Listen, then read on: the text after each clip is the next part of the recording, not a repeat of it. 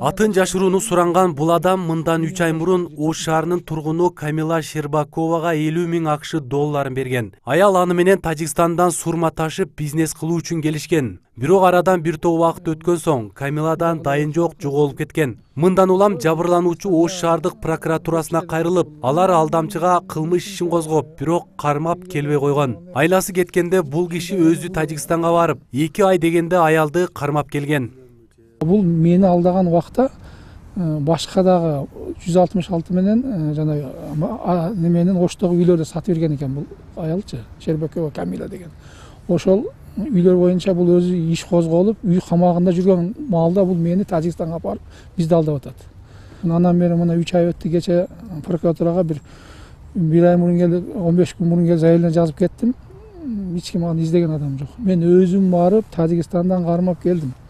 Келсем, биздин эми соттордун эми бул билбейм кандай бул или ушундай закон ушундай Кыргызстанда бул өзү подпискада жүргөн кызды кармап келсем, Тажикстан өзү мага Жабырлануучунун айтымында ал 2 ай бою алдап жүргөн Камила Щербакованы кармап келсе, анын атынан кимдир бирөө тосмо арыз жазып берген. Ал арыздын негизинде сот аялды үй камагына чыгарып жиберген. Жабырлануучу өзүнүн булактарына таянып билдиргендей, Камила Щербакова учурда Тажикстанда жүрөт. Мыйзам боюнча үй камагына чыккан айыпталуучу Ош шаарынан эч жака чыкпаш керек эле.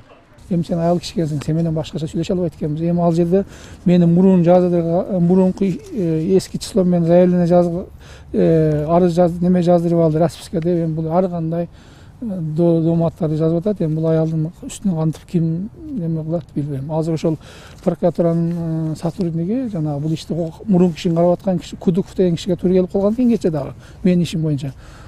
Ошол ишти карап аткан киши прокуратурадагы киши эми өзү подпискага коюп атат да, мындай айткандачы.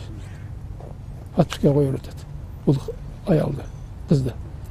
Ошол киши. Ушундай болот да иштердин баары. Беззаконие да, мындай айткандачы. Айыпталуучу Щербакова жабырлануучунун үстүнөн президентке, өкмөт башчы, жогорку кеңешке чейин кат менен кайрылып, ал кармап келген учурда кол көтөрдү деп арызданган. Бирок жабырлануучу муну четке кагат. Ал эми Ош шаардык соту шектүүнүн баш коргоо чарасын шаардык прокуратура үй камагына суранганын билдирди. Айыпталуу боюнча бүгүнкү күндө Ош шаардык сотунда кылмыш иши каралууда. Ал каралып бүтө элек. Бул боюнча каралып бүткөндөн кийин, андан кийин дагы кошумчалар болот өзүнчө. Анын биринчи иш кылмыш иши боюнча бөгөт коюу чарасын тандоодо мында Ош шаардык прокуратурасы өзлөрү үй камагына чыгуу бөгөт коюу чарасын тандап алышкан. Ал эми кечээки каралган соттук материал боюнча мунун деген келтирилген зыян жабырлануучуга толугу менен кайтарылып берилген. Андан тышкары үй бүлөлүк абалын 2006 жылы 2007 туулган 2 баласы бар карамагында. Күйөөсү жок. Ошол себептен муга үй камагын тандап алынган. Бир адамдан 50 000 акш долларын алдап кетүүгө шектенген аял буга чейин да июнь окуясында жабыркагандарга курулган көп кабаттуу үйлөрдөн бир нече адамга батир алып берем деп жалпы миллион сомго жакын каражат жыйнап алган.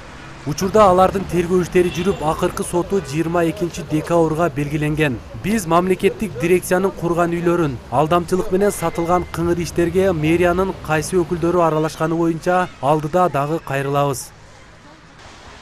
Арген Нуров, Шахрух Иминжанов, Ош Пирим жаңылыктары.